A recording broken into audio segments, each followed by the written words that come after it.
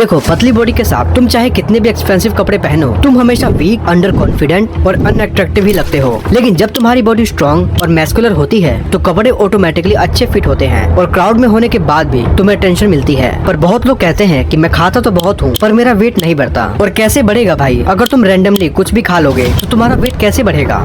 तुम्हें पहले ये समझना होगा कि एक्चुअली में हमारा वेट कैसे बढ़ता है, कैलोरी सरप्लस क्या होती है, कैलोरी डिफिट क्या होती है और वो कौन सी स्ट्रेटेजी होती है जिसे फॉलो करके सही तरीके से वेट गेन किया जाता है। इसीलिए इस वीडियो को मैंने 3 पार्ट में डिवाइड किया है, डाइट, वर्कआउट एंड रिकवरी, जिसमें मैं तुम्हें हर स्टेप को प्रॉपर्ली बताऊंगा। इसलिए वीडियो को बिना स्किप किए देखना। लेकिन स्टेप 1 को स्टार्ट करने से पहले तुम्हें ये समझना जरूरी है कि वेट ना बढ़ने के पीछे रीजन क्या होता है। अगर तुम ये 2 रीजन को समझ लोगे तो बाकी स्टेप को फॉलो करना तुम्हारे लिए बहुत ईजी हो जाएगा। Reason number 1, less calorie consumption.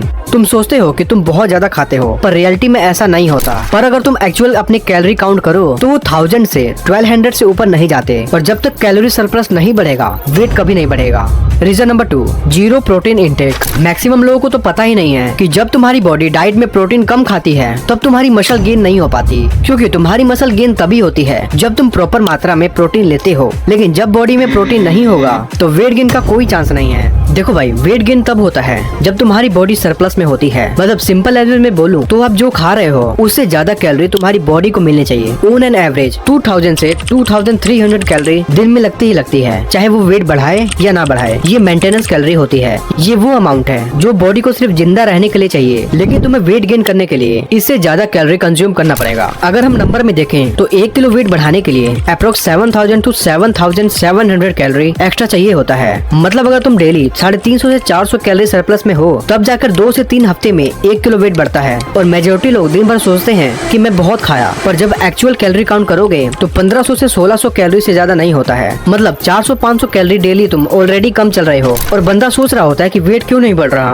और प्रॉब्लम ये भी है कि हमारे घर का खाना कैलोरी डेंस नहीं होता। जैसे अगर तुम 3 रोटी खाते हो तो तुम्हें सिर्फ 300 से 350 कैलोरी मिलती है, जो वेट गेन करने के लिए तो बिल्कुल भी इनफ नहीं है। इसलिए तुम एक सिंपल और बजट फ्रेंडली 1000+ कैलोरी का वेट गेन शेक बना सकते हो। उसके लिए तुम्हें ज्यादा कुछ नहीं करना है, बस 300 से 400 ml तक मिल्क लेना है, फिर उसमें 2 बनाना ऐड कर लेना है और 50 ग्राम रोस्टेड पीनट, और इन तीनों को अच्छे से मिक्स कर लेना है। सिर्फ ये एक ड्रिंक तुम्हें 1000+ कैलोरी देगा। Part 2, workout. डाइट से तुम्हें कैलोरी तो मिल गई, लेकिन अगर तुम वर्कआउट नहीं करोगे तो वो कैलोरी फैट बनकर तुम्हारे चेस्ट और फेस में जमा हो जाएगी, जो कि तुम्हें बल्कि, लेजी और भी अनअट्रैक्टिव दिखाती है। इसलिए वर्कआउट करना काफी जरूरी है। बहुत लोगों को लगता है कि वर्कआउट करने से तो कैलोरी बर्न हो जाएगी और वेट नहीं बढ़ेगा। और भाई, अगर तुम भी ऐसा सोच रहे हो तो ये तुम्हारी बहुत बड़ी गलतफहमी है। देखो, वर्कआउट कैलोरी को तो बर्न करता है पर उससे तुम्हारी मसल बिल्डिंग का सिग्नल एक्टिवेट होता है। मतलब जो तुम कैलोरी खा रहे हो वो अब फैट बनने की बजाय डायरेक्टली मसल गेन में यूज होती है। और जब मसल बनती है तो बॉडी शार्प होती है, शोल्डर्स ब्रेथ बढ़ते हैं, आर्म्स थिक लगते हैं और ओवरऑल तुम धीरे धीरे स्ट्रॉन्ग और मैस्कुलिन दिखने लगते हो। अब वर्कआउट में सबसे इंपॉर्टेंट है कंपाउंड एक्सरसाइजेस, क्योंकि कंपाउंड मूवमेंट जैसे squats, pushups, pullups, shoulder press, rowing, ये एक्सरसाइज तुम्हारी पूरी बॉडी को एक साथ ट्रेन करती है, जिससे मसल ग्रोथ फास्ट होती है। तुम्हें 2 या 3 घंटे जिम मारने की जरूरत नहीं है, बस 35 to 40 मिनट का वर्कआउट बिल्कुल परफेक्ट है। एक बात याद रखना,